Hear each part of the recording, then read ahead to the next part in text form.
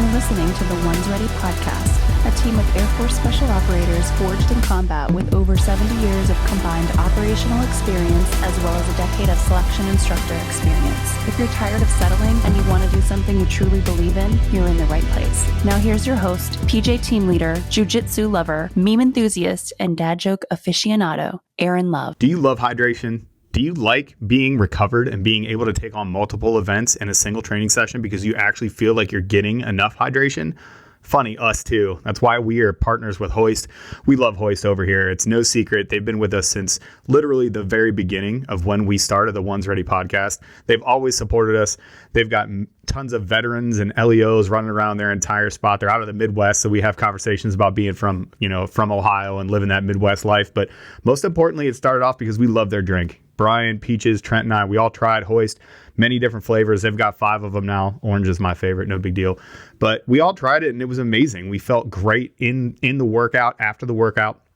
Our hydration went just through the roof. We felt a lot better. So that's where it all started. Is we actually love this product. It's great. You get IV level hydration. What does that mean? It means that you get to train as hard as you need to, and Hoist is going to have your back and get you ready for, most importantly, that next event. Maybe not the next day's event. Maybe you have to do something right then.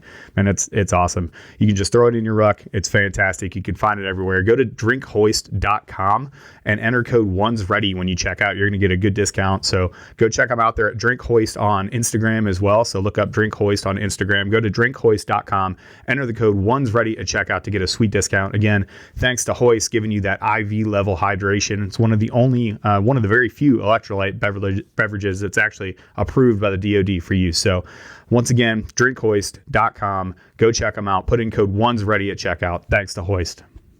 What's up, everybody? Welcome back. I can't even begin to describe what is about to happen here. We have the biggest guest that we've ever had, regardless of what he's going to say after this introduction. Mr. Jason Ellis. Ellismate himself, the head of the Wolf Knives, has come on to talk to our lowly selves. Jason, welcome, man. Thanks for coming on the podcast. Thanks for having me. Man, I'm a little bit starstruck, even more than I told you earlier. I really appreciate you coming on. So, as you know, we're a whole bunch of dudes that talk to prospective special operators, and we're starting to kind of like branch out into a little leadership and mentorship space. And you have an amazing story starting all the way back from, when you started your pro skateboarding career at 17, and you have a ton of lessons that we think are super, super valuable. And that's why we wanted to come on and have you on and really talk about those things. Cause man, we're going to get into it. And I'm just super excited. So fanboy over. Why don't you tell some of our listeners that don't necessarily know your entire story, man, take us from your days in Australia and to where you are now. Really? Holy shit. we can start off, man. So man, I'm gonna miss a few spots here, but it's all right. Let's see. I'm really bad at school. I think I got diagnosed with dyslexia when I was like 12 or something. Got in a lot of trouble. Not like being a bully or anything. I used to just get beat up a lot for being a smartass, and I probably chicks liked me.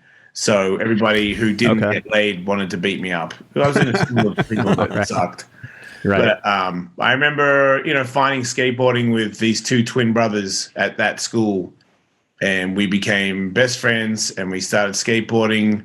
And it really was kind of immediate. Like I think I might have ridden a skateboard when I was a really little kid one time. Like an uncle had one, didn't mean anything, and then this time in school in the 80s, something happened where I just I spent a lot of time by myself. Nobody was really wanted me around, kind of thing. So I think nobody cared. I didn't complain, so I was good at just sitting by myself thinking of stuff. Sure. I like daydreamed a lot. So when skateboarding came to me, it was like I'd been saved a little bit. It was pretty cheesy, but I just didn't care about anything at all except skateboarding.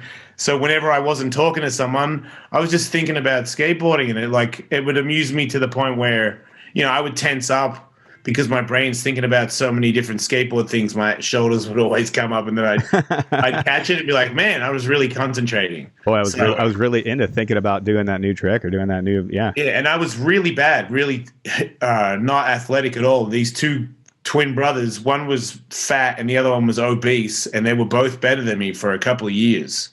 And I just loved it. And then just one day at the ramp, someone was like, a friend of mine was like, why don't you try frontside ollies? And it's a trick. You just, whatever, it doesn't matter.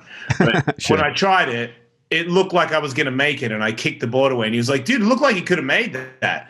And then I made that, and then I did every other grab out of that in 15 minutes. So I went from just some kid to in the top 5 dudes in Australia in like an hour. Like, I learned all these things. So I left on a train that day, and when I came back the next day, the skate shop owner was at the ramp asking me about my life and shit. So all of a sudden I'm like, wait, what? Yeah. So now, and then I hear about, and then he is a guy that he went to America. He's from New Zealand. He went to America and told me this crazy story about how he competed against Jeff Grosso. And when he went to drop in for his ride, he couldn't even hear the music or the crowd. You know, he was just, his whole life depended on making this ride. And I'm like, 16 or something like that. And he just affected me so much. Like, I was like, that's what I want. It's what I want to, I've got to do that. Yeah. I finally found it, which is very, for all the things that I didn't like in my life from childhood, to find this thing that filled everything. I had a community. I had people that gave me the time of day. I had respect. I created something. I couldn't stop thinking of things to create in it. So I never had a moment where I felt sorry for myself or it didn't matter what the day was like. I was always having a really good time because I had mastered this thing that at one point seemed pretty impossible, but I was still okay with it because I love doing it so much. And then obviously the dream is once you get good at skateboarding, you go to America because you hear about this dude named Tony Hawk who apparently he can do a finger flip and then grab it again. And I'm like, that's impossible. And then I see Animal Chin video and I'm like, oh shit, it is fucking on. And then I go to America with this other dude who'd already been once. He was 17, I think. So we were both 17. And I get off the plane to a mini ramp, someone's mini ramp in the backyard that has 2 mini ramps, spine and a hip. Nobody had fucking mini ramps and spine and hips in Australia. So I'm like, oh my God, look at this skate park. And then Jinx is there. And no, that's not like the biggest pro in the world, but he's a pro and he's there. And I'm like, this is fucking insane. And then Lance Mountain, one of the greatest skateboarders ever, is like, you guys can stay at my house and skate my ramp. So now I live at Lance Mountain's house and I'm skating his ramp with Lance Mountain. You literally went from zero. You knew 0 tricks, and in the course of a year, not only did you find yourself in America, but hanging out with people that you are now idolizing. Like, that had to be wild. At his ramp, I learned 3 tricks a day. That was my thing. I had to learn 3 tricks a day. And I learned 3 tricks a day for 3 months until his wife kicked me out of his house for being there for too long. And then when I went back to Australia, I was easily the best skateboarder in Australia I would win street contests and vert contests because people just hadn't figured it out yet. And I felt like I brought that there because that's the thing. When I came to America and I saw these people do these tricks that nobody could do, as soon as you see it with your own eyes, you're like, it can be done. Right. And then you're already halfway there. So whoever grows, it's like anybody, gyms, if you've got a guy that's a fucking freak and he's good as shit, you feed off him. He builds the rest of us. You never want to be the strongest dude in your gym. You never want to be the best guy at jiu-jitsu in your gym. You never want to be the best boxer. You want to hang out with people that are like-minded and that are better, something to aspire to. Yeah. Right. So that just fed to me. You know, I think it was the enthusiasm and my passion for it. And then, of course, being fortunate enough. Well, not that. I paid my dues, man. Like, you don't know these guys and you don't get to stay at Lance Mountain's house if you didn't already get people in Australia saying this dude's the next fucking thing or whatever. So Lance was just helping breed new skateboarders. That's probably the greatest thing about some of these guys is I feel like a lot of these people helped me and supported me because they were just furthering the sport, trying to help each other out. They're like, what I've got, if I can get you a little bit, you seem like a good kid, I'll help you out. So people have always helped. When you put in the rent, that's what I call it, when you pay your dues, everybody in skateboarding hooks you up, your family. So that another thing that I embraced, but it failed 3 years in a row Wait, 4? Was it 4? I think it was 4. Yeah, 4 years. So 4 years in a row, I went back, no money. Then the 5th time, I got like a skateboarding died financially. Then by the 5th time, skateboarding had come back up, and every skate team needed a vert dude. So it was all street skating, but skateboarding was big again. So people had enough money to get your vert dude on your team. So people were calling everywhere around the world looking for the vert dude. And it was like, wait, Ellis, isn't he from the 90s? Didn't he do? And then somebody, I heard of like a younger guy from Australia talking to the company going, yeah. He can do all the flip shit now. And still does those big ollies. Yeah, he does both new and old. And they're like, yep, they'll fly you out. And I'm like, here we go again. And then they paid me $700 a month. Oh my God. And then so we do dangerous shit, man. We jump out of planes. We a lot of us have had some wild stories. That big vert shit, that's scary to me. Like, how did you even decide that you wanted to transition to vert? No, I've only been vert. Only. Okay. Yeah. Yeah, I didn't know. When I started skateboarding, there was no street skateboarding. There was parks. Oh, okay. I knew there was a Del Mar in America, and in Australia there was a big keyhole, because we don't have private skate parks. We have public ones. So people just build shit and leave it in a park. That's nice. So there was this giant keyhole bowl that was in a park somewhere, and it was so sketchy. So I rode that first. Then there was a half pipe in a park, and that was it. So I'm a vert guy all the way, for my whole life. And the vert ramp, going down a ramp, I didn't mean to do it. It's progressive, but I think my background from my father and riding dirt bikes and shooting guns, and my father he and his friends were crazy drunk tough guys that shot wild boars, and they put the wild boar's head on my head and stuff. I'd be running around like an idiot. So I had a maniac childhood. So when it came to now, I'm 25 and I'm a pro skateboarder, and if you jump off this ramp, you can potentially hurt yourself. That's my fucking calling. Like, that's when I show up. It's like, wait, you're saying you could get fucked up? I'm fucking in. That's all I wanted to mess with. I didn't want to get hurt, but I was okay with it more than the average person. But I loved getting away with it. Yeah. Like, I love you can't make that. And I'm like, want to fucking bet? Yeah, it's got to be like a special kind of adrenaline rush to do right. That type of stuff. Which is that problem with everybody else, man. You get this rush, and then you don't know how to replace it when your body, because I can't skateboard like that anymore. I can't do an 8-foot fronted air.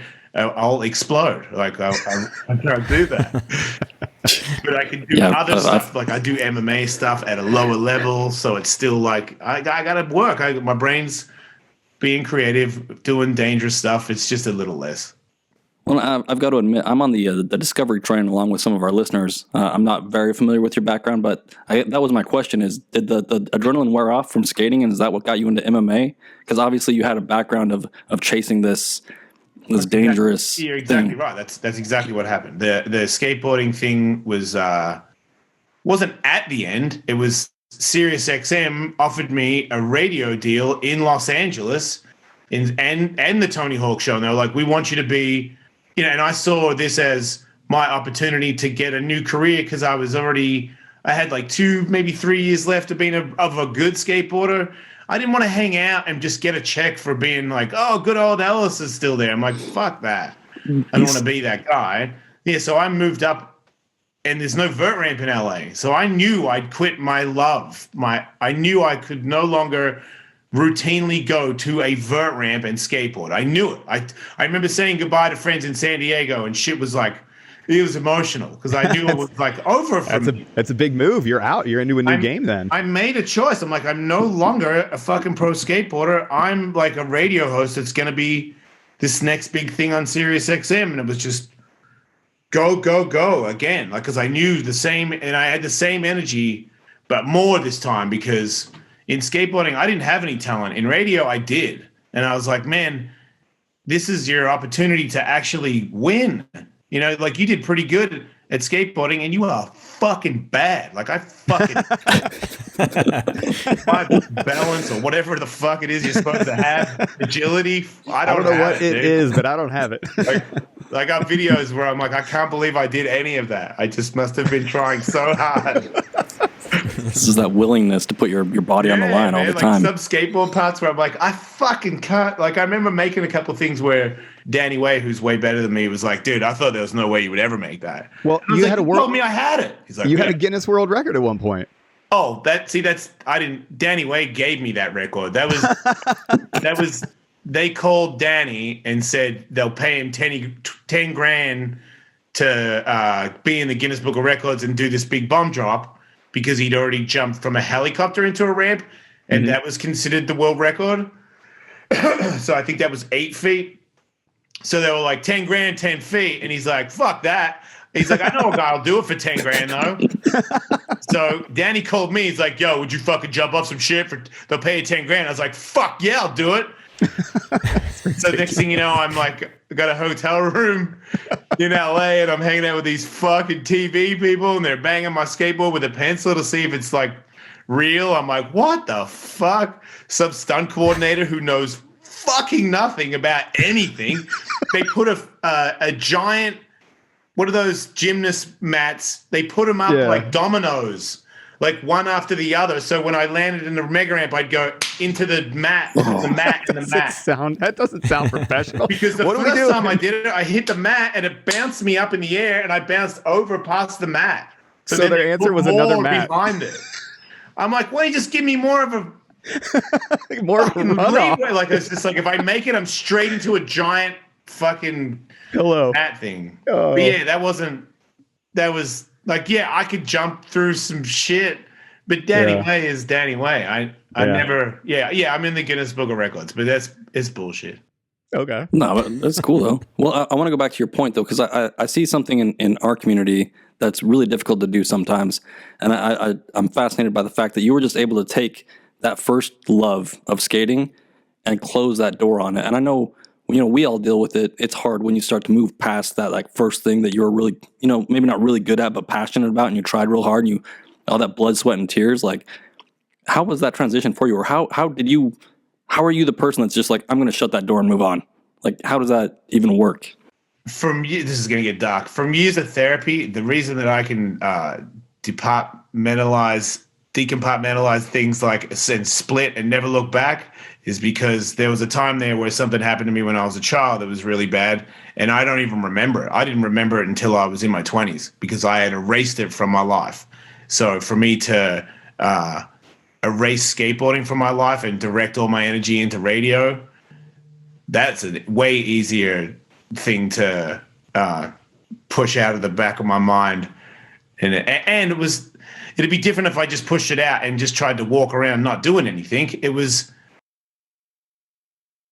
It had hit me again. Like it was, and maybe I'm not a skateboarder. I'm more of like a lover of passion. Like I felt like the radio talked to me again in this way where I was like, you know what I want to do tomorrow? Fucking radio, you know what I mean? Like talking, doing, I gotta think of a button, think of a thing. Like I'm going, man. Like, and it was the same as skateboarding. So it was more like, the same with MMA. The only thing that stops me from not having a professional MMA career is, one, I'm not that good, and two, I'm fucking 49. But you're 2-0, baby. You're 2-0, Shark Heart. I know, but I would do that every weekend if my body could take it, because it's so intense and and I love it so much. It's just who I am. I feel like if I did, that's my main thing. I need to love something so much, or I'll be fucking really depressed and dark. Like that's, as long as I find a thing that I'm like always thinking like, how could I make that better? That keeps me from being like an alcoholic or whatever, junkie or some shit. Oh yeah, no, I mean we deal with that with some of the people reaching out to us, and they're like, hey, should I be this career field or this career field in special operations? And we're like, well, what do you want to do? What do you? Because that's what's going to dictate your success or not being successful. I would try all of them too. Like I would try stuff that I didn't think that I would like, because you never know, and you only get one shot. And, there's certain things I've done in my life where I was like, I'll do it because it's a radio show and I'll tell a story tomorrow.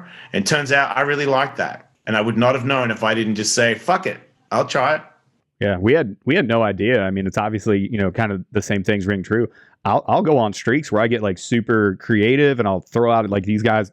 My poor friends have to deal with me throwing 95 ideas in the group chat. Like, what about this? What about this? Will this work? Will this work? And meanwhile, everybody's like, holy crap, guy, can you calm down and just put it in notes and then send us all one big note tomorrow? I had no idea that I would be, because I'm not like a creative person, or I haven't been until we started doing this. Because you found a thing that you're passionate about. Everybody is creative. It's just like, it's like people that are depressed. So someone told me, one of my therapists, like, if I gave you $1 million to be happy tomorrow, would you be happy all day tomorrow? I'd be like, yeah, of course I would be. He said, well, then that means you can be happy all day tomorrow. You're just choosing not to be.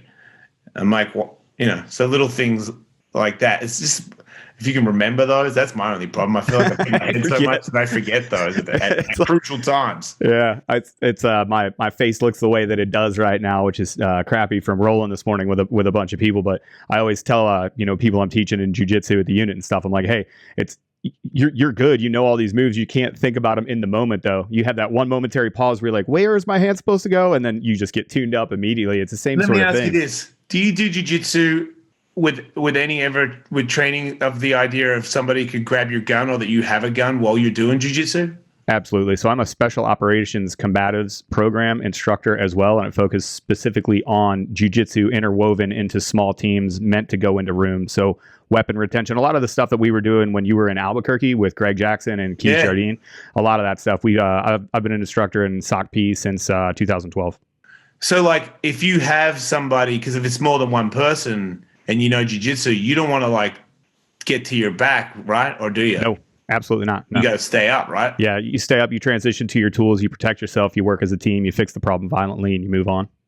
Is there ever time for arm bars in real war? I mean, for style points. I've always wanted to ask that. There you go. Style points, baby. I mean, I'm not going to go for a submission. I'm going to transition to something. If they put their hands on me, if they're a threat, then you have to handle them as if they're trying to kill you.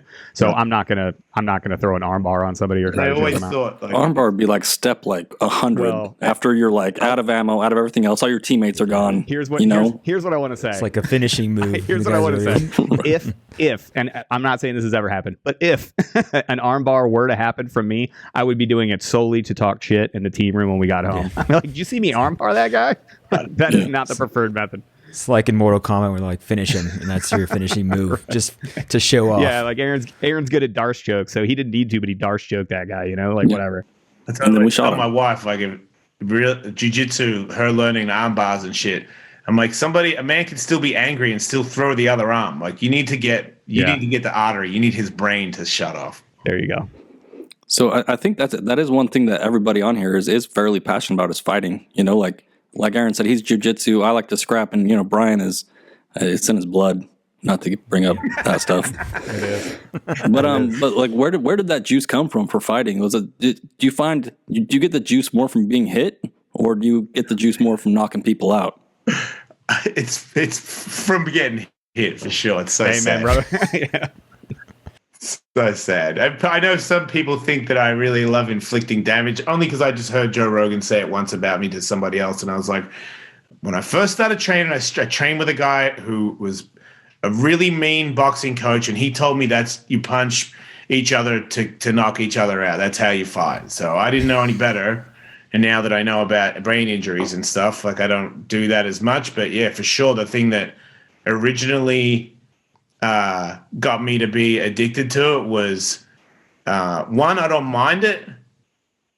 And also I feel like I immediately receive street cred from like bigger fighter guys who crack me, and I'd be like, and you walk through it. And they're like, most people don't do that, just so you know. Like, most people have a different reaction to get cracked in the fucking head like that. And I was like, so it's good, right? And they're like, yeah. So then I feel like that, I'm like, I've got a thing that I can use here. I have toughness. I just put in more effort, I think. It's like a normal person. I hate saying that, but I got my blue belt once when I rolled with a dude who was a brown belt, and I just kept submitting him. And then afterwards he said, yeah, well, I'm a brown belt in a gi anyway. And I was like, I don't even know why he said that. And then my coach gave me my blue belt the next day. I'll never forget it. But I kept thinking he knew more than me, but he just didn't have, like, when I roll, even if it's always for play, but if we're rolling and you catch me in something, I'm not giving up. Like, I'm going to fucking figure out a way to get out of it. And I think some people have that. I'm going to work today after this, and I will fucking die before I fucking lose this right now. And then afterwards, I can still go to work on a Tuesday. It doesn't have to be I have no job, this is my livelihood. It's just, it means more. Everything means more. I love the way that you're phrasing it right now, because that just transfers into every single thing that we preach on, like the previous episodes, just going 100% in. Like, whatever the next step is, this is what's in front of me right now. 100%, I'm going to freaking take this dude out because this dude's in front of me. And then whatever, I have lunch after with whoever, I'm going to drink some coffee or whatever. You're in the wrong game. This is what I'm focused on. If it's any other way than that, it has to be, the whole thing has to be good for you. You can't feel uncomfortable about it. It's got to be, you love it. You look forward to it. That's the best guy. That's the most dangerous guy. The one that's like, you know what I think about when we're not fighting? You know what I'm going to do after some of my friends try to strangle me to death in this padded room? I'm going to have lunch and think about my afternoon striking session. It's yeah, 100%. And then you go into it, like every single thing that you do, like you did with the skateboarding and the jump. I was going to say earlier, like, your willingness to just, screw it, I'll freaking do it. What do you want me to do? Yeah, let's do it. Sounds safe enough. And that just distinguishes you from 99% of the population, just saying, screw it, I'll just do this thing, and I'm passionate about this. It sounds like fun. Let's go have a good time. Yeah, look, I feel like you guys have this thing in common with me, and mine's a pussy version, but I have like a heart problem. I've had little things where I've felt that maybe I'm not going to be around as long as the average person. I've definitely had little things where I'm like, oh, wow, it's going to happen today. Fuck, man. Yeah. So those things never have left my mind. You have a different, more heroic version of that, but I don't know how much longer I'm going to be here. So I'm not fucking playing. Like whatever I can do, I'm going to do it 100,000%. And I think everybody would if they thought their fucking tomorrow is not free. Like, you're not going to, maybe you don't get tomorrow. How would you go about this next thing that you're going to do? That's how, to me, because I'm older and I get sore and it's harder to stay motivated, but I also feel like you don't even know, dude. You might have like 3 years or something, or maybe I have 6, maybe I have a whole bunch. But to me, I'm not going to regret anything. I'm going to go 100% on everything I do, because when I go, the second I go, right before I go, I'll know. You know what I mean? Like, you fucking lived, dude, harder than everybody, and you've accomplished a lot. You're very proud. Your kids are great. You know what I mean? See you later. That's how I want to go. I want to go laughing. I don't want to go crying to mama. I want to go, like, relax, everybody. Just fucking enjoy yourselves, you know? It's fucking sweet. That's I feel like there's still plenty of work for me to do before I get to that. So 100%. And you've made us, like we were talking before the show, you've made us laugh a lot. Aaron and I, just have a lot of distinct memories of when we were going through our Element Leader upgrade. They flew us out to Vegas, and we did a bunch of stuff with helicopters and other planes and jumping and all that kind of stuff. And, in the midst of everything, once we were done with our training and we can go home, get in the car and listen to your show, we have distinct memories of just listening to you and then laughing our asses off at all the stuff that you were talking about back in 2009, 10, that time frame and everything like that. So you basically your wolf knife laser torch story. I was kind of back in those days about that. And then I love that story so much. I just realized how much funnier it is to you guys. I just realized that right now. No, because we would fucking quote it. We would quote it sitting at work. We'd be like, and the beast, it was just a mama pigeon. She wanted to live a life. And we would be on the range shooting guns or like doing high adrenaline stuff. And Brian would look at me and be like, this baby pigeon just wanted to live a life. And there I was. Like, the funniest moment, I re-listened to it. The funniest moment was, I think it was Tully. And Tully was like, what did you have to do? Did you have to raise its babies now because you took it out? I lost it. It was the funniest thing for me. Oh, man, that was an emotional. It was a journey, my friend. Yeah, and I think one of the coolest things that came out of that whole entire thing is, you started building your tribe of people. Like you mentioned in the beginning, you were doing the skateboarding thing and you kind of found your purpose and found people that were pushing you to be better, and you pushed yourself to be better because of that, because you're around these people that were just consistently better and that kind of stuff. And now you've built your own tribe and your own following of people that you've affected in a big way, even though, like we were talking earlier, you may not know it because you don't meet these people in person. But Aaron was talking, he feels like he knows you and all that kind of stuff because you put yourself out there and you put your real thoughts out there. You don't hold back. Jason Ellis is Jason Ellis, whether we're talking right now or when you're listening to the show and everything like that. So what do you think, people can do as far as finding their own tribe, building their own kind of tribe? What pushed you to continue to do that and build the Wolf Knife tribe, so to speak? That is an accident. That is. I thought, as I said, that I found my calling and I'm good at radio, so I'm going to put a lot of effort into it, and I found a passion. The fans' response, I didn't plan on that. So when that came, that was like a deal sealer for me, because now I've got a purpose. Like I mean something to somebody. People think that I help them through their day. Like people have said that I've got them off heroin and they've named children after me. And like these things, those ones don't go to my head. It's more like, everyone thought you were such a shit. You wasn't going to be anybody, you're just a shithead skateboarder that loves skateboarding, and you were a funny guy. I'll give you that. But I don't recall anybody ever thinking, this guy, Jason's always out to help his fellow man. Like, I'm not. I'm all about me, man. Like, fucking let's get some drugs and some chicks and fucking party. Like I'm not a great guy. I'm not a bad guy, but I'm not like some honorable dude. And I feel like, I help people in the gay community. I help people that are bi come out, people that are suicidal.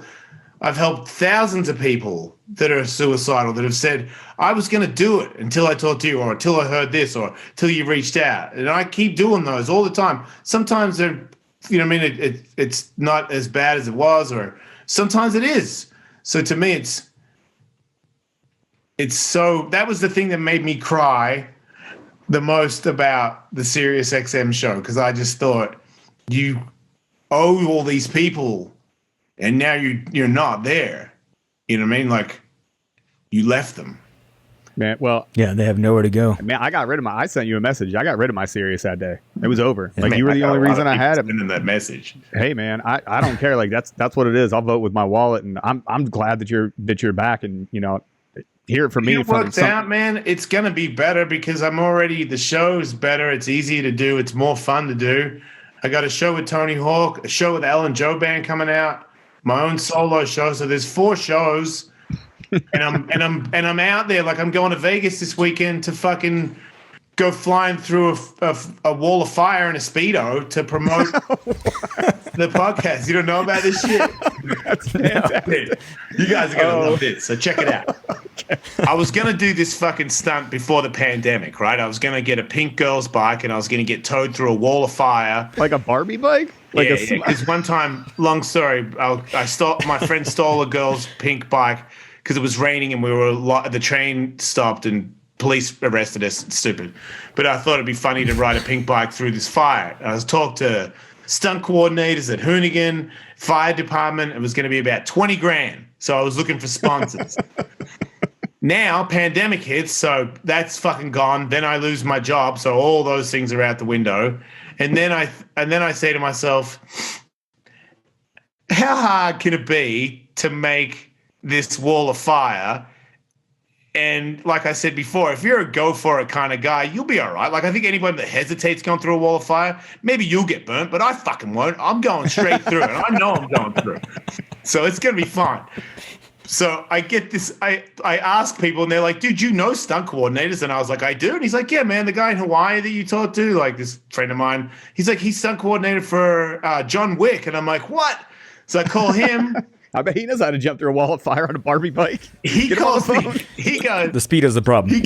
We go back and forth a little bit, and he goes, I can get you the grease, I can get these guys who will fly in. I go, oh no, man, I'm just doing this like with nobody illegally in the desert where nobody like somebody knows a spot where you can have a huge bonfire and the cops don't come. So it's kind of a one-shot deal. It's kind of that's it. He goes, I'm calling all my friends in Vegas. You're gonna have a rescue team on standby. Like, listen. Really, I might need it because if they don't get, I was trying to get a dirt bike to tow me, and if I can't get a dirt bike to tow me, then I'm just gonna get on the hood of my Jeep and I'm gonna get my wife to drive real fast at the wall and then hit the brakes. And I'm going to jump through and do like a karate pose through it. I know a whole team of PJs right now that I'm going to text after this that they will be there off duty. They might not tell anybody, but they will be there. What'd you just call them, a PJ? We're PJ, yeah. So I'm a PJ, a para-rescueman. Ooh. Fancy. It doesn't sound that fancy. It sounds like pajamas, I know. But really? You don't have to embellish. Fancy. Thank you. I appreciate it. Those guys coming. Yeah, that sounds pretty special. I told Corey Taylor he might come out and watch, but I got to get a dirt bike to tow me through this wall of fire, and I got to find balsa wood. Apparently, balsa wood is very hard to find. I didn't know that, so I might have to use some other wood. It's going to get sketchy. Listen, man, I'm so far out of my depth. I don't have any wood recommendations for you, my dude. Like, you're going to set some stuff on fire and jump through it. Like, well, the guy said to me, the stunt guy he goes, you got a fire suit? And I go, I got a race suit. He's like, yeah, that'll do. And I go, yeah, but I want to go through in a Speedo. And he goes, oh, you're going to have to go pretty fast if you're going to be in a Speedo. And I was like, how fast? He's like, 35? I was like, no problem. So that's the deal. 35 on a bike. I'm holding on the BMX behind. I let go. Bike goes out of the way, and then boom, through the wall of fire. And then all the video goes on the podcast to promote the podcast. The videos go out. Whoa, what's this guy doing? Wall of fire guy podcast, you say? I got to download that. And then the photo... I'm going to sign photos and give the photo like a poster signed, and all the money goes to the Tony Hawk Foundation. So build skate parks, paying it back. Hell yeah. We'll keep our eye out and definitely post as much as we can. You know, we're going to watch that as much as we can and then get some dudes out there to help you out. I want to switch gears. Yeah, you're gonna need those two. Apparently, there's one guy somebody that I know that knows a guy from the fire department who's going to be there with a fire extinguisher. So it is pretty covered. That sounds like know what this risk management at least one out. fire extinguisher. I mean, there's only going to be one guy on fire. How many extinguishers do you need? just as long as he's not wearing a Speedo the and guy doesn't in catch the on fire. Speedo, you know. Mission so approved. you know, with all the things that you've done, I think we were talking a little bit earlier was all about this kind of thing, but the successful times that you've had and everything like that.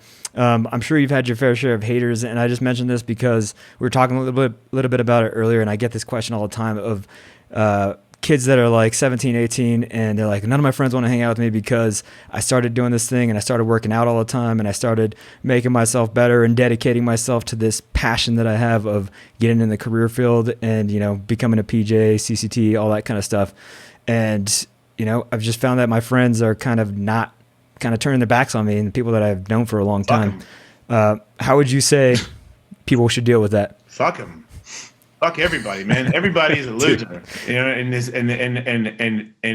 the sooner you wake up and get your shit together, the sooner everything is ready for you to take. Because most people quit. Most people think about starting something, quit. Most people find something hard and they quit when it starts to get too hard.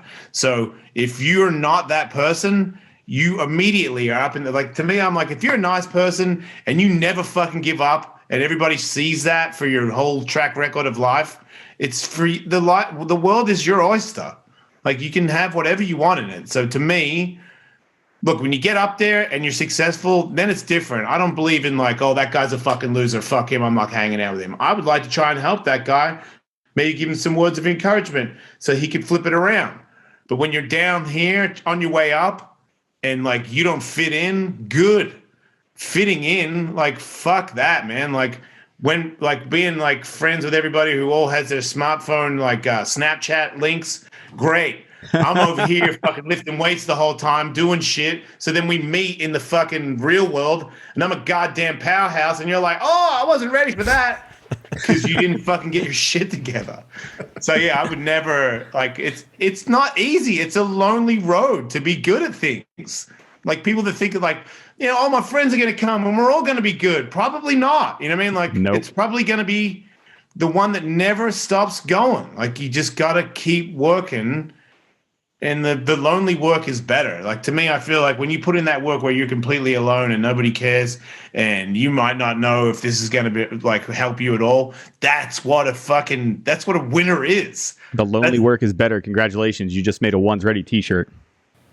Oh yeah, that shit's going down. We take other than we say Brian says burn the boats for his project, and for our project we say earn each breath. Is our thing. Like, hey, you want to earn each and every breath. But we've actually taken quotes from guests that come on that hit us with something. Guess what, my friend? You just made it.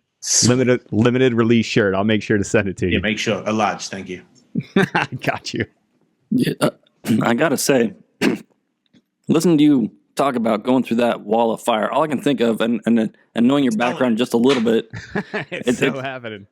To me, in my brain, it's just automatically like Phoenix rising from the ashes, right? Like you were there, you were on top, but like you got fire and you got flying and all those things, and you're like coming back with the podcast after like the whole serious thing went down. Yep. Like that is just like, to me, all I saw was the Phoenix rising from the ashes. So he understands. He totally gets it. That's what it is. What a second. You just made me realize what it is. I didn't know until you explained it to me. Yeah, but you made it. I just Phoenix saw rising. it. That's what this fucking thing is. I'm going to be rising into the podcast world. Oh my God. Fucking fire in an American flag Speedo, fucking charging through it. That's my only problem, man. Like going through it on a BMX, I feel like I should do something when I hit it. Like like a karate kick. I don't know, man. I just feel like it's not enough. Like what else can I do? How is it not enough? It's a flaming wall. You're wearing a Speedo. You're riding a Barbie bike. What else? 35 miles an hour. 35 miles an hour, Jason. Is that quick on a bicycle? Bro, it's quick in a car. Can you run 35 miles an hour? No, you can't, right? What are you, like 15 or something? What do we do? What are we doing here? What are we doing here?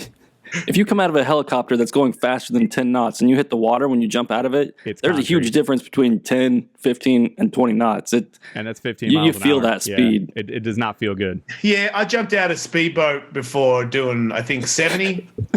Jeez, dude. So I get that. Okay, yeah. I'll stop. Yeah, I thought that was funny until I did that. That wasn't fucking funny. No, it was not. It's concrete. Yeah. And then all you had was a Speedo after that. Fairly No, certain. I had a wetsuit on, and that still fucking hurt like shit. So, jeez. Fuck that. But Dad had an outboard speedboat that did like 98 miles an hour. So one time I jumped out doing about that 70. I was like, we'll progressively get faster, and then that was enough. Yeah, I was like, that's not cool. I had a vest and a wetsuit too. Oh, okay. It still fucking wrecked me. You must have gone 50 meters before you even went subsurface. You know what I mean? That's the thing, because I used to barefoot ski when I was a kid, so that was I figured I could just go but even that whoop, when the bit caught me, fuck, dude, like just like this fucking neck ripping bullshit. Yeah, I did not think that was going to happen too. I was like kind of relaxed. It was a bad idea. Well, yeah. Well, getting back to the wall, another thing about the wall is you've gone through, I don't know how many walls in your life. Apparently you've had near-death experiences. You've had all these other things. You went out to America 5 different times before you were successful or making money skateboarding. What is it about you that makes you, like, where does that work ethic come from and that drive to just keep going and going and going? And can you cultivate that in a person that it's not like a natural thing? Yeah, it's a weird thing, man, because I was kind of lazy, you know? Lazy at anything I don't like, I'm pretty lazy at, you know? Pretty bad. I used to work as a courier, and boy, was I bad, you know? So, boy, I was not good at that. I was not set up for being a courier. I feel like I'm one of the worst employees you could ever have. If I don't, I mean, I worked in a supermarket, I was bad. But if I love it, I don't know. I honestly, if I had to pick, I would say it's a childhood thing, man. I feel like there's like I haven't completely unpeeled all the layers, but nobody thought I was going to amount to shit. Everybody. Even if they didn't, that's what I thought.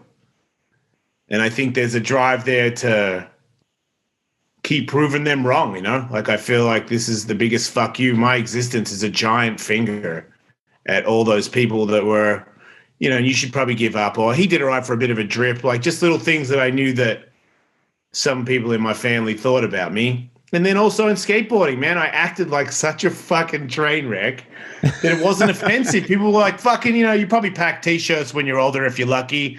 And that's funny, but it's also true. Yeah. But something, I mean, my brother passed away and my father passed away in the same year, right when I was transitioning from Tony Hawk's show to doing the Jason Ellis Show. And my brother was 24 when he died, and he wanted to go to America, and he wanted to be a pro snowboarder, and he was the closest thing I had as a relative. He was the person I was the tightest with. So when that happened, and my father passing away the same year, it fucked me. Yeah. But it also, that's my thing. I think when things get really bad for me, I'm a fighter, man. Like if you try to kill me, I fight. Like I get real motivated, and it's back on. I don't even know who it's on against. I just know that if you're coming to me, it's fucking on. Like I'll die. Like I'll die for the radio. I'll fucking die. Like I got a stupid mind of I'm loyal to myself, or I don't even know who I'm loyal to. But you will not stop me. You will not fuck. What do you mean you're trying to stop me? That triggers everything in all my bones. I'm like, you're not. Absolutely. No one's going to ever stop me. I'm going to shine. I'm going to keep shining. I'm going to shine for my brother who doesn't get to see any of this shit. My brother knows who Tony Hawk is. My brother knows, Ozzy Osbourne knows me. And my brother, if he had known that, like there's these things that I keep accomplishing that I know. I don't believe if you can see me or not. I just know that fuels me, which means the pain from my childhood fueled the power to stay in skateboarding. And then I got it's lucky but unlucky.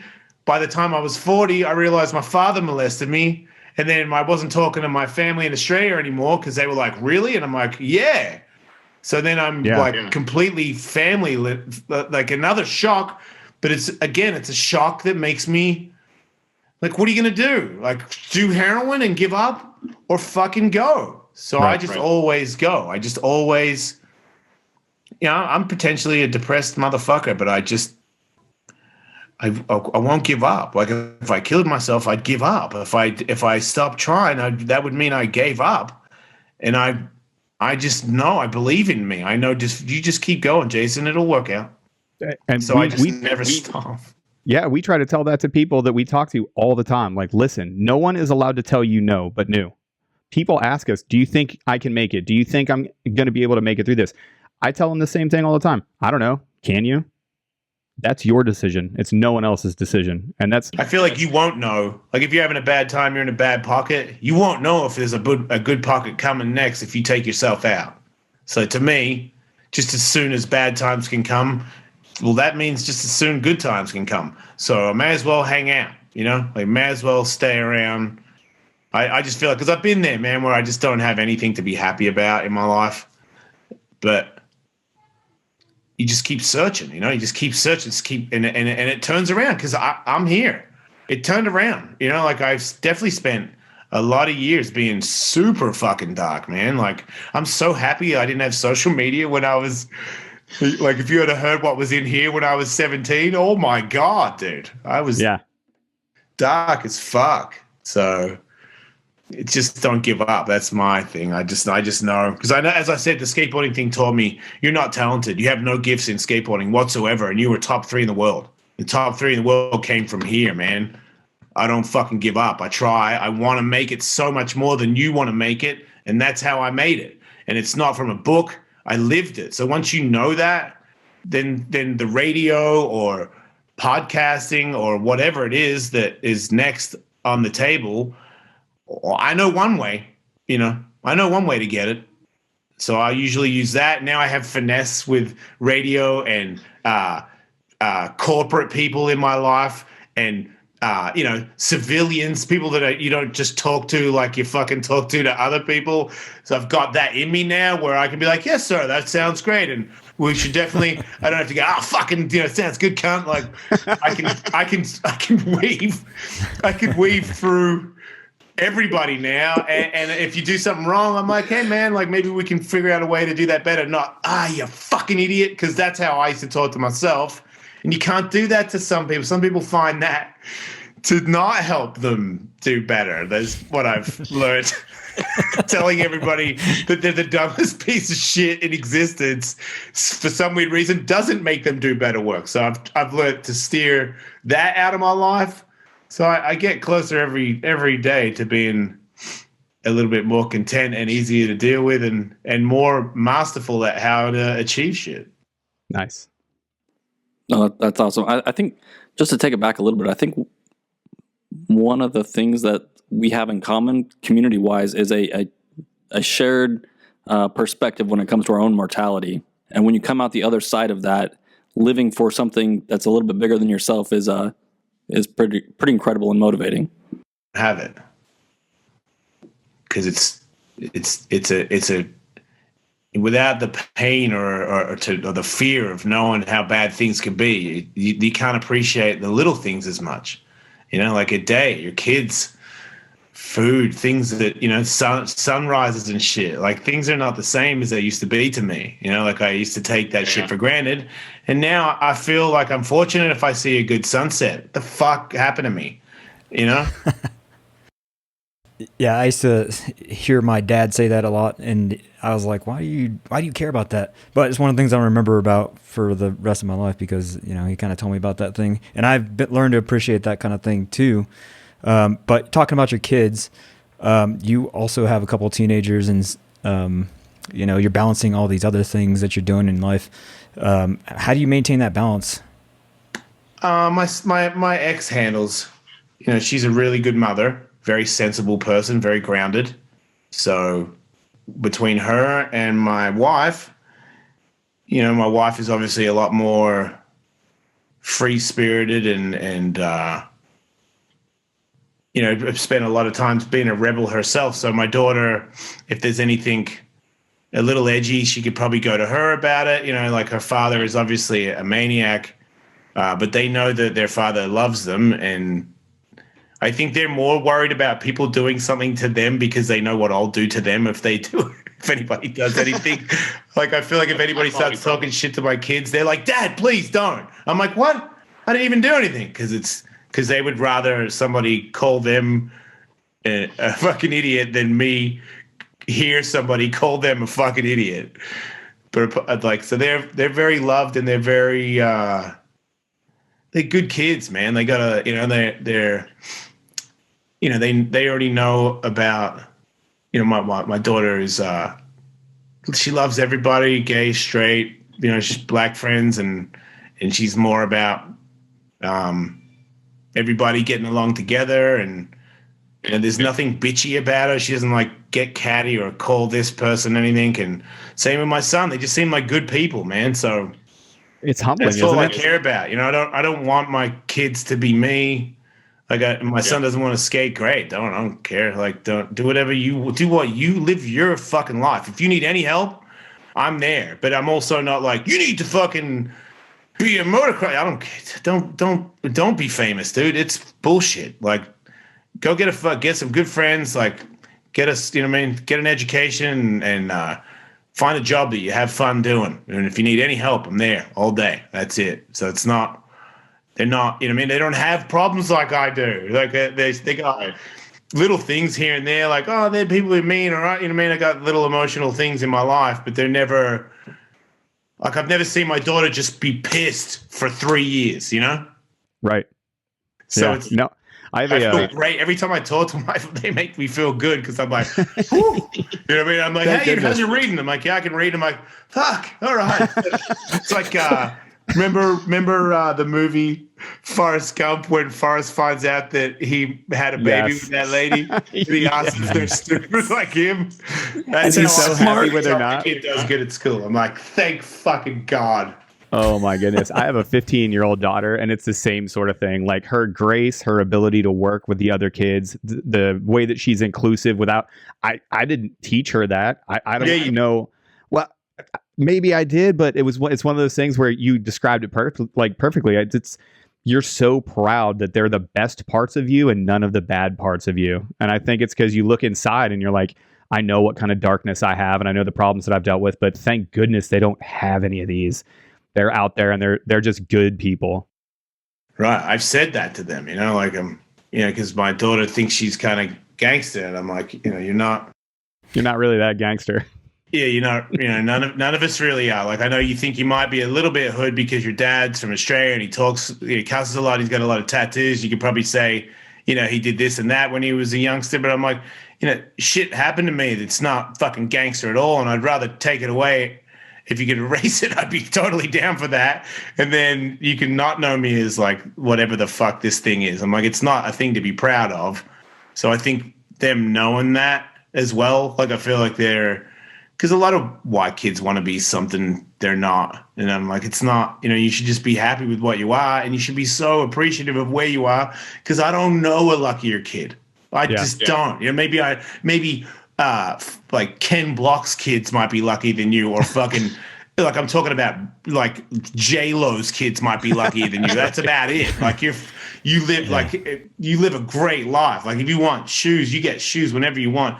Any food you want, you can have it. Like your life, fuck your life. Like I feel like he's got like things where I'm like, man, that used to be for Christmas, not just like Tuesday. Right. Yeah. Fucking Yeezys. You need new Yeezys. Shithead. It's Tuesday. He's got all kinds of Yeezys. Dude's an asshole.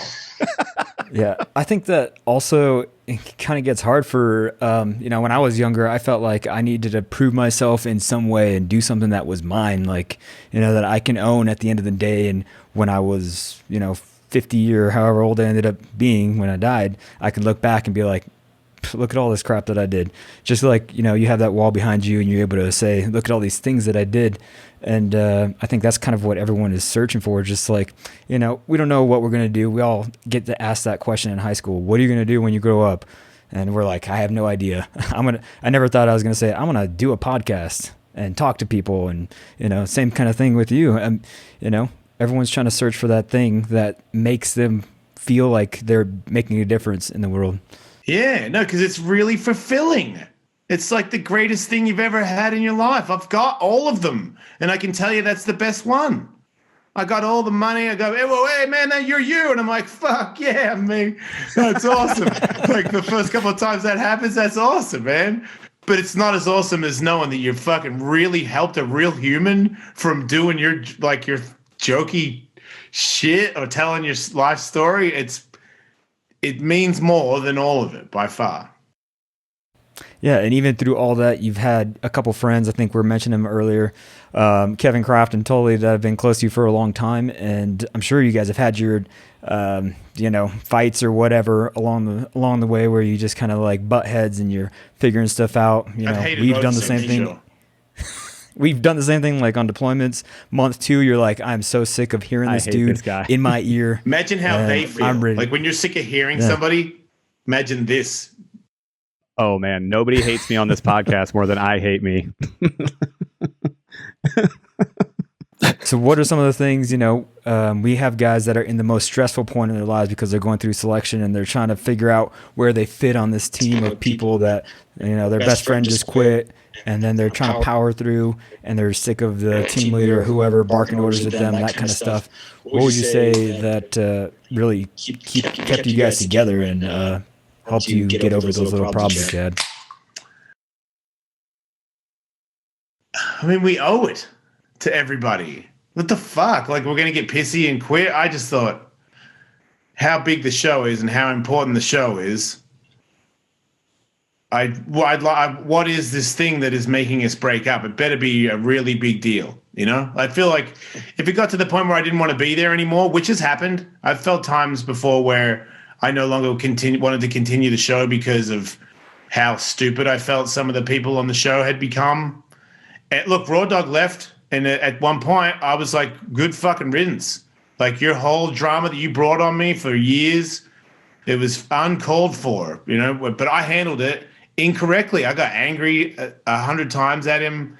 I should have just walked away. Should have just ended it years ago, because people get a little bit of attention, and it does strange things to people, man.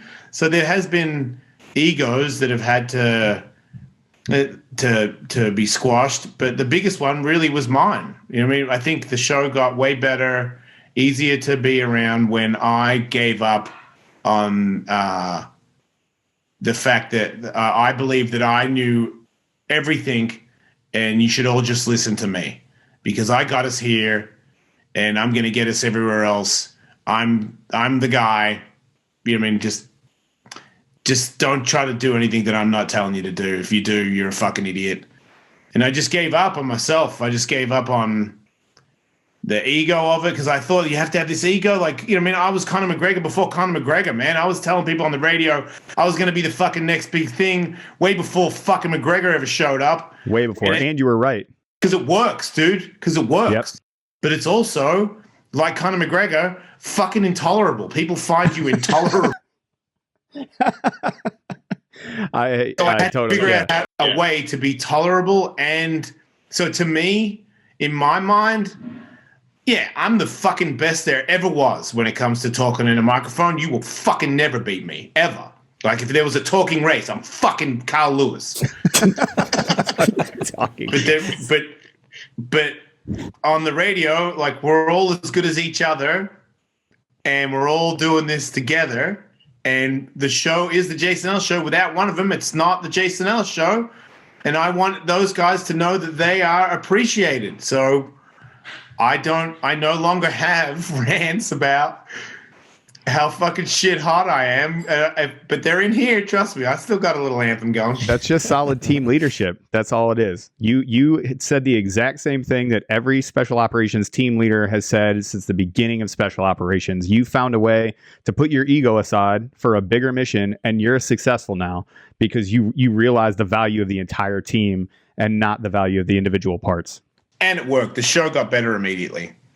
Like, I think as soon as they really believed that my story was indeed a true story, that I had no longer care for my ego to be a part of this fucking show, immediately everybody got along better. The only thing I will say is this is from experience too. Letting people like, hey, it's all ours. Let's all commute equally.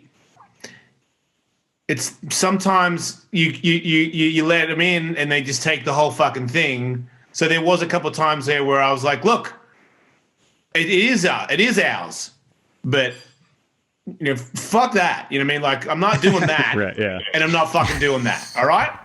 Certain things I'm just not going to fucking do because I don't think you really know what you're talking about when it comes to this one. I'm going to stick with my one. So those ones were usually okay when it came to Tully and Kevin, but Andrew definitely never took that. He wanted to be the alpha. He wanted to run the show. I knew it from the start, and I knew it was a bad mix.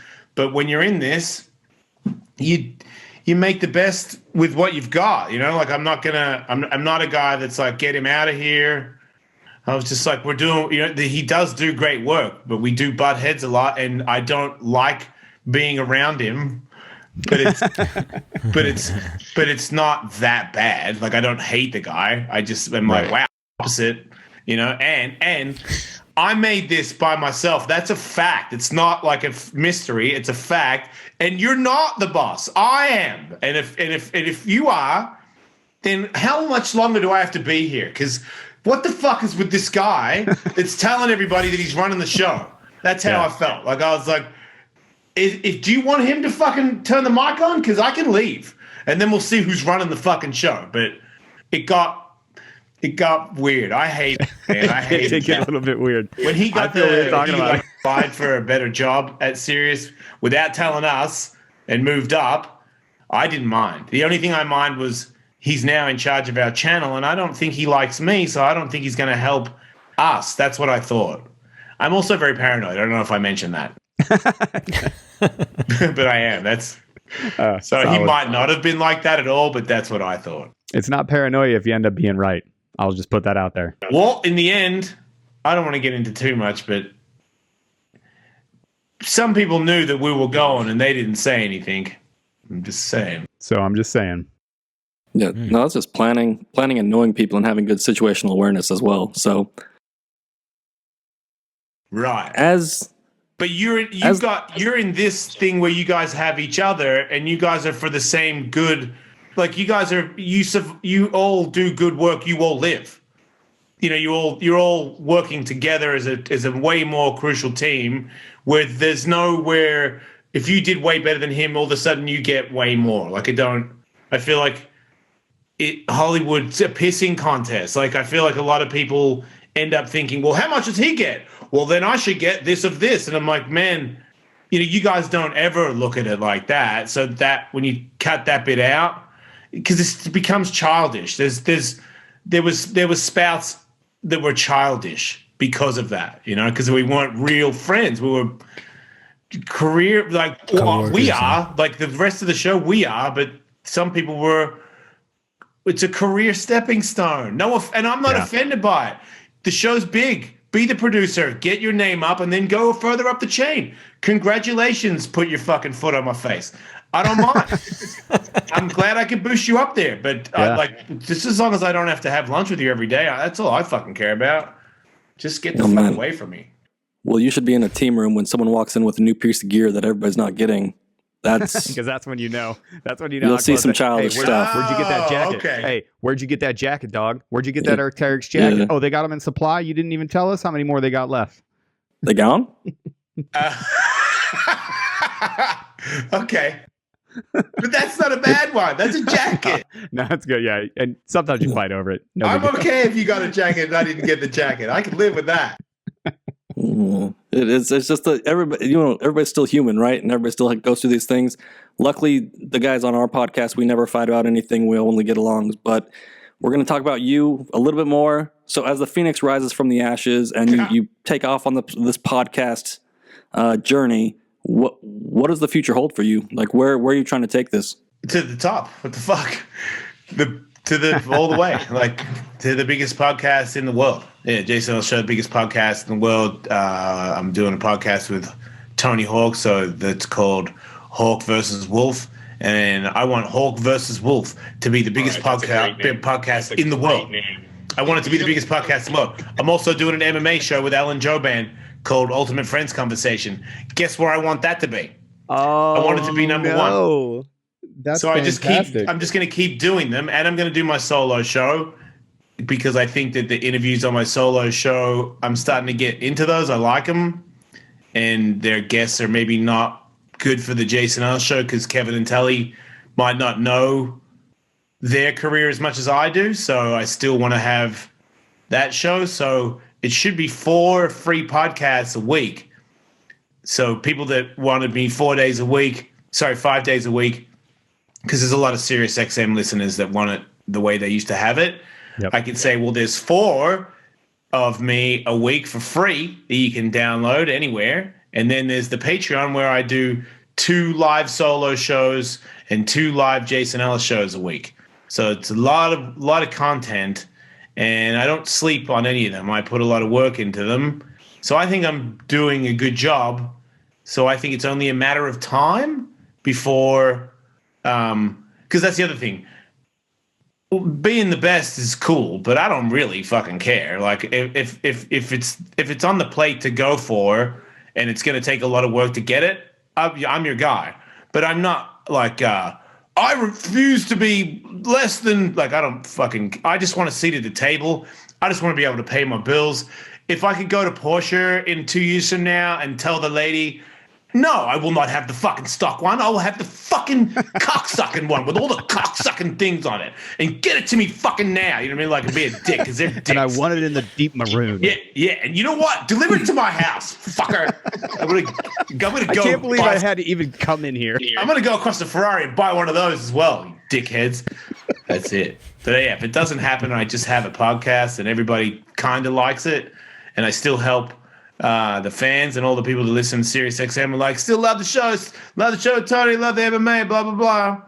That'll do, and I know that's a done deal. So I'm just looking forward to the dust settling, so that I know what is my job, what what are the things that I do Monday, like every week, because right now I still don't know.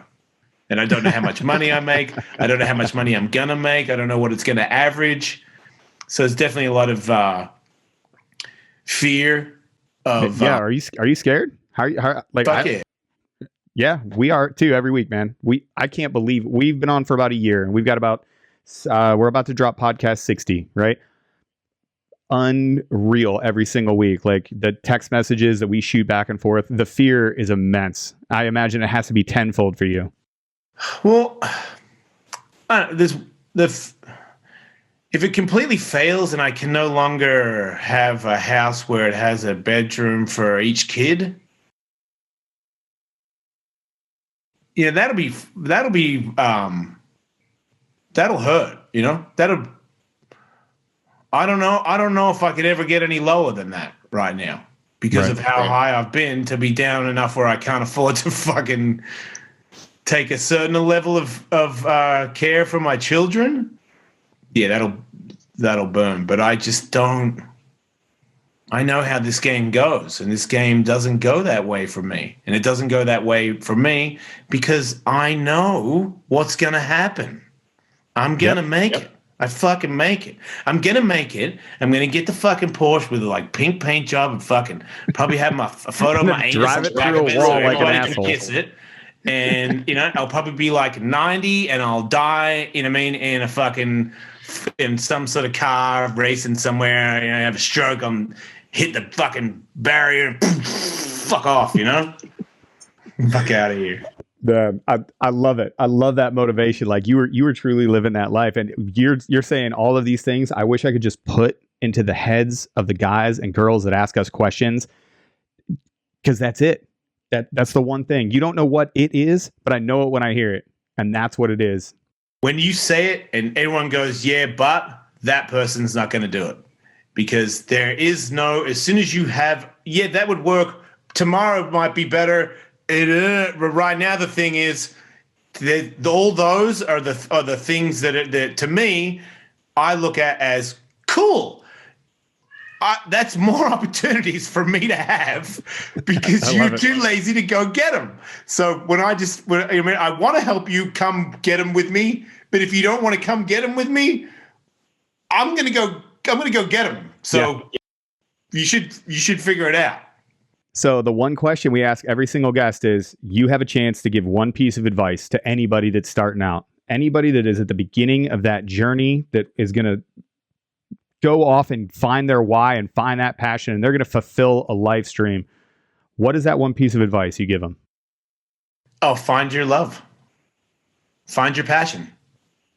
Because it's not going to work without it. So, and that means I'm not finding passion with softball or baseball or football right now. Well, that's not your passion. You need to go do something else straight away, immediately. Because it's going to take 10 years for you to get good at it and then get the gift. The real gift is being a master of it, not getting paid or a pat on the back. My greatest gift is I had a skateboard at one point where I could do airs over your head and look at your fucking face while I was doing it because I fucking mastered it. Right.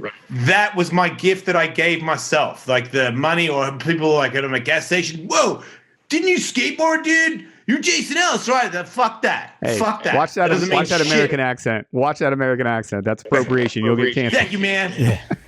After this, we should get some beer. Oi, leave it out. Let's go down to the bar. Yeah, you're right. I knew you'd like it. Yeah, I would say just find a passion. Just keep doing stuff until you find your passion. And then when you find your passion, you win. You're off to the races, you know? You know, dudes are always come up to us and they're like, yeah, it's been really hard to get my time in the pool and get my run in and get all that time, blah, blah, because I'm working a job and blah, blah, I knew that guy in skateboarding when I went like this past that guy. I remember meeting, and then I remember meeting people in America that were above me, and I went past them because they were doing that. Everybody that does that is another person that you can pass. Because dudes get complacent. They're like, I've reached this level right here, and this is the highest that I ever thought that I could achieve.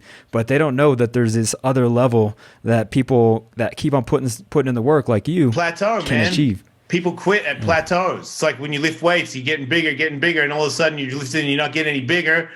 Oh man, I may as well give up. Nah, just fucking crank it. And then all of a sudden, next level comes, and then the next level. Like, it's all about the best fighter in the world is the one that loves fighting the most. You know, the best race car driver in the world is the one that loves racing cars the most.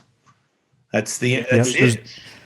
And there's never a time that you've made it, because there's always that next level, and there's always something else to do in the world, just like you've been kind of bouncing around with the skateboarding, the MMA stuff, the podcasting, and then different shows. You know, you just can't be held down. And I love that, and I appreciate you, for just sharing that, because it transfers so well over into all the things that we do as far as special operations and all that kind of stuff, because this is our passion. We want to make the next generation of people that are coming in after us better than we ever were, and make sure that they have all the tools and the mindset to succeed at all the missions that they're going to see in the future and go down range with their buddies and that kind of thing. And what you're saying right to us on this podcast is really hitting home, and it's making it transfers really well, like I'm saying. So if you have any last remarks, we're going to close it out, and we really appreciate you coming on. My last remarks are, you guys are awesome, and I really appreciate you guys and what you do. And if I ever decide to quit smoking marijuana, I would love for you to help me find sex traffickers so that I can murder them. Listen, that's a soundbite on its own, baby. We're all going to retire soon. That might be my next thing after podcasting is quitting weed, getting some training, and then finding those fools. Yeah, and taking check out deliverfund.org.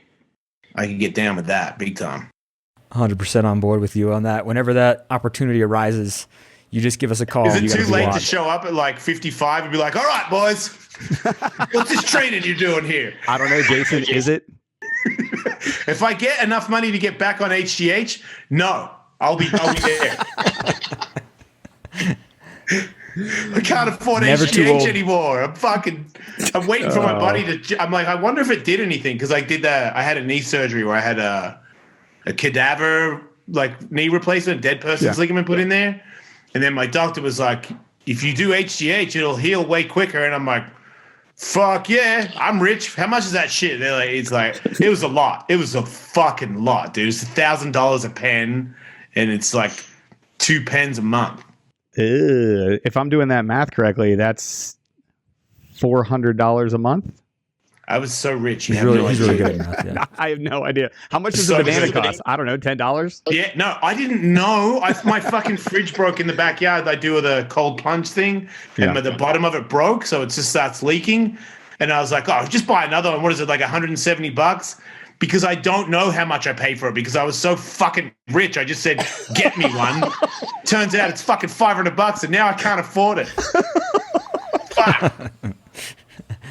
All right, Jason. Well, I really appreciate. We all just appreciate you coming on the show and just talking to us. Not only just for the wisdom and everything, but I had a good time just talking to you and learning from you. All the things that you've done in your life is super motivating just to hear all of your success stories and that same mindset that sometimes we drift off and we forget about our purpose, but you are just constantly on track and 100% into every single thing, and that is just super motivating to hear. And I appreciate you sharing all the stuff about what drove you to become what you are, and how the tribe that was around skateboarding really just kind of brought you in and took you into this place where you were by yourself and thinking about only the bad things in your life, and then you transferred all that energy into something that is positive and really propelled you into this position where you are now, and started you on that course. Like, you know what?